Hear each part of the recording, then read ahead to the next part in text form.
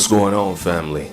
This is a King LiKuiD Show message, and I'm your man, King LiKuiD. That's LiKuid. The K for the King, not the Q for the Queen. And on this message, family, the 13th. I titled this message the 13th because I think it's time to draw more attention to the 13th Amendment. It's time to draw more attention to the 13th Amendment. And I'm going to say it one more again. It's time to draw attention to the 13th Amendment because America has a serious problem. You know, family, as we've been talking more and more about reparations, it has occurred to me America still has slavery in place. While we're demanding reparations, as we rightfully should, technically slavery is legal. A form of slavery is legal in America. And the United States is a member of the UN Security Council. Think about that, family. This message is what I would call an appeal to humanity. Now, later on in this message, I'm going to talk about some of the hell on earth conditions at Parchment Prison in Parchment, Mississippi, that is going to support some of the talking points that bolster this whole slavery being legal in the United States of America. But I just want to underscore that one more time. When you consider the United Nations and how America proclaims that she is the leader of the free world and the representative of humanity, slavery is still legal in America. And America is a member of the UN Security Council. And ultimately, the UN Security Council make up those nations that have all of the nukes. There are no African nations on the UN Security Council, in case y'all didn't know. The UN Security Council, America, Great Britain, Russia, China, France. Those are the 5 primary members of the council, and then they have sub-members, and you can rotate in and out, like India, I believe. India and Pakistan, they rotate in and out as sub-members of the United Nations Security Council. Now, some of you listening to this may be like, what are you talking about? Slavery's legal. In the 13th Amendment of the U.S. Constitution, it explicitly states that slavery within the United States of America is illegal, except there is an exception. So, before I even move any further, the U.S. Constitution establishes an exception when it comes to slavery, where it is a situation where you have been convicted of a crime. I ask this question to everyone that's listening to this message. Why? When I go to Europe and I look at the European nations and they have their criminal justice system, are those people slaves? Do they have it in their books where they're criminals or slaves? I don't know. I've never seen any of their documentation. But I do know that America has the world's #1 incarceration rate. And I do know that America had 300 years of chattel slavery.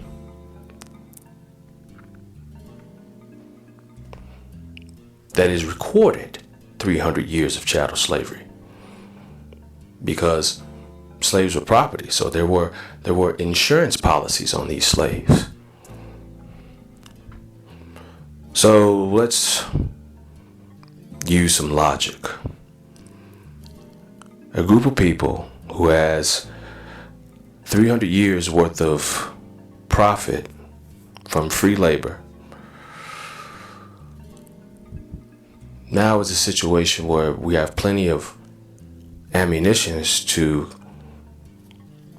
protect the resources that we got from that free labor. And hey, so long as I have enough guns and bullets and nobody can stop me, why not redefine slavery? Hey, slavery is a great money-making racket. Best money-making racket ever. That's why, slavery has been something that's been popular all the way since biblical times.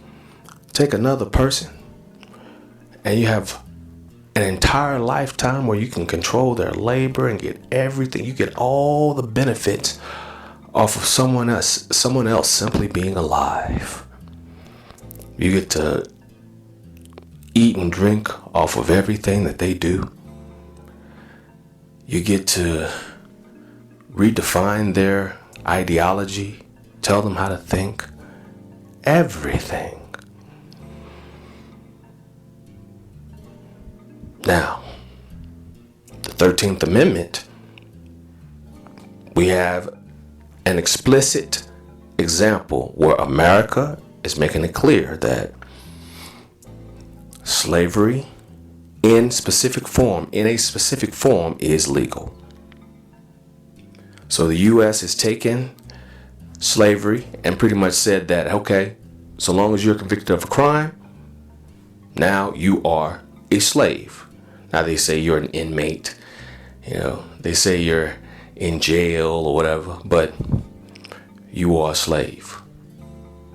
Not my words, family. The words of the U.S. Constitution.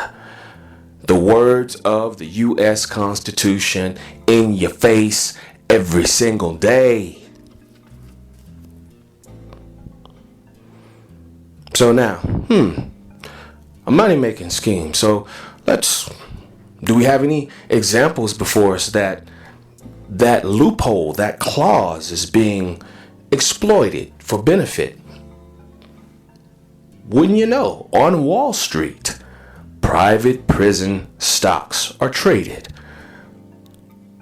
Wouldn't you also know, politicians like Hillary Clinton, Joe Jim Crow Biden, and others, these people, if they don't have the stock any longer, at one point in time they did have stocks invested in these private prisons.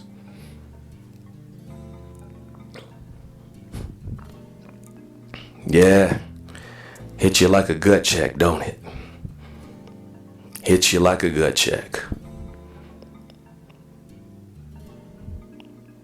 Now you take it an additional step further from that and consider, not only do you have the private prison stocks being traded on Wall Street, how much kickback money is being funneled down through the United States so-called justice system?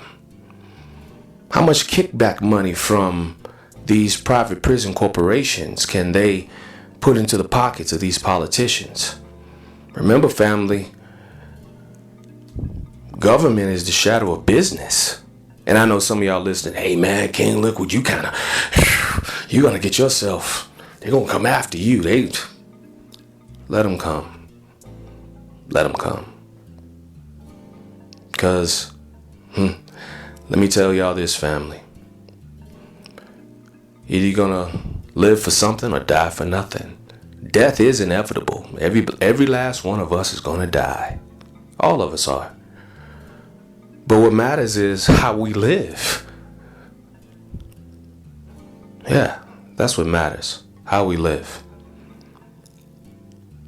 And if we don't have the courage to speak the truth and speak truth to power and then do something about it, then why in the fuck are we here?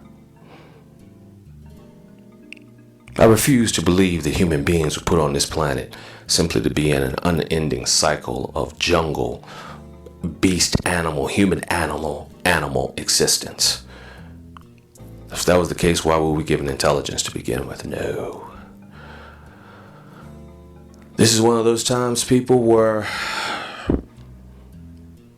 the generations of the past are looking at us as well as the generations of the future, if based on what we do now, and saying, hey, you fought a war, you thought slavery was over with. Obviously it is not. Not my words, family, the words of the U.S. Constitution. All right? So we talked about the incentives, the kickback monies that these judges and these crooked cops, because that's the thing. Think about it. If you have a money-making racket off of criminality, then it's in your best behavior to have cops that escalate situations and put all kind of crazy stuff on the books to get people thrown in jail. Ain't it? It's in your best interest when you have someone like a St. Louis prosecutor, Kimberly Gardner, who comes along and says, I'm going to hold the system accountable. No, you are not, says the white imperialist. We've got to circle the wagons. We've got to circle the wagons. We've got to teach this Negro woman her place. How dare you challenge us?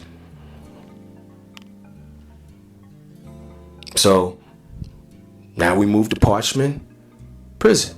And a little history, y'all. Go and Google the Devil's Punch Bowl. Google the Devil's Punch Bowl. All right. Natchez, Mississippi. All right. And they, what's interesting about Google, Bing, white imperialism is always what it is. They don't want the world knowing about the Devil's Punch Bowl, because the Devil's Punch Bowl is clear. If you ever wanted to see American concentration camps and the Holocaust and where Nazi Germany got their ideas for what they did to the Jews from, where they got them from, right here in America, go and research, Google the Devil's Punch Bowl, Natchez, Mississippi. It was in the late 19th century, early 20th century. And here we are again in 2020. You have similar situations going on. Parchman Prison, Mississippi, pretty much, they don't have enough guards there to keep order. They don't have enough infrastructure there to make sure that the waters, you got clean drinking water there. There's mold and just rats and open sewage and like the eating facilities are just, it's enough to make you want to just vomit. That this is what's going on. And of course, over 90% of the inmates are black men. So I'm sure if the state of Mississippi, without the free slave labor, of course, if the state of Mississippi had its way, they would probably just nuke that entire facility. But this is what the 13th Amendment allows to happen. The combination of the 13th Amendment and white imperialism. So I'm going to make this appeal as we fight for reparations. For those of you who are for justice, if you within your heart and in your soul, if you are for a system of justice, irregardless of the color of your skin, then how can you deny reparations if you are for a system of justice? And if you are for a system of justice, then it must be a combination of reparations in conjunction with it's time to eliminate the exception clause from the 13th Amendment. I want y'all to say it again like we in church. Say it again with me like when you was little in church and some of y'all, you had to go to church with your grandma and your grandpas. Y'all had to say things when the preacher would say it. It's time to eliminate the exception clause from the 13th Amendment. Say it. It's time to eliminate the slavery exception clause from the 13th Amendment. It's time to eliminate the slavery exception clause from the 13th Amendment. One more again. It's time to eliminate the slavery exception clause from the 13th Amendment. If you are for a system of justice,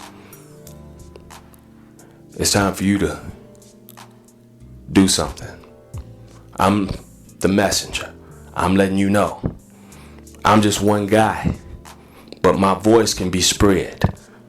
And to that end, share this video with others. Start talking with people about the 13th Amendment. How can we, as good standing Americans, allow such a gross misinterpretation of what should be an amendment that makes it clear that the United States of America is 100,000% anti-slavery and will forever be. So in addition to reparations, that 13th Amendment, as we're building, we should be going and talking and getting this done. And so now for those of y'all listening, you may be asking, what's our next step? What do we do? The Congressional Black Caucus. The Congressional Black Caucus, family, should be your next stop. All right? Write to your black congressmen and congresswomen. Write to your black congressmen and congresswomen. Tell them, hey, we want the slavery exception clause removed from the 13th Amendment. And if y'all don't remove it, y'all ain't getting our vote. We're voting you out of office, and we're going to vote somebody in office that will do that. It should not be, if you are for a system of justice, it should not be that difficult to change the 13th Amendment, both on the left and the right, Republican and Democrat. But this could be something that y'all could use to, hey, y'all always talking about, hey, we need to bring the country together. Okay, here you go. Here you go. Here's the opportunity for you to bring the country together. Remove the slavery exception clause from the 13th Amendment. Period. Thanks for listening to this message. I am King LiKuiD. Family, if you are checking this message out on YouTube, please look down in that description box. I've got links to my Facebook page, my Twitter page. Also, feel free to come and check me out online, www.thekingliquidshow.com. That's TheKingLiKuid show.com. Family, King LiKuiD Show messages are a part of the whole larger King LiKuiD Show media, which includes my weekly King LiKuiD Show every Sunday. You can check that show out just by going to that website I just gave you a little earlier. And I need y'all support. King LiKuiD Show messages are a part of the rise of King LiKuiD Show FM and King LiKuiD Show Media. Ultimately, for those of y'all that are new, this may be your first message that you've heard. The King LiKuiD Show is here in direct response to the loss of over 100 black-owned radio stations ever since 1996, thanks to the passage of the Telecommunications Act. So, I need y'all support. $2 a month. $2 a month is all I ask. 50 cents a week. You can log on to patreon.com, or you can log on and check me out at my website. There'll be a link. Take you to patreon.com. $2 a month is all I ask. I'm going to catch y'all on the next one. I am King LiKuiD.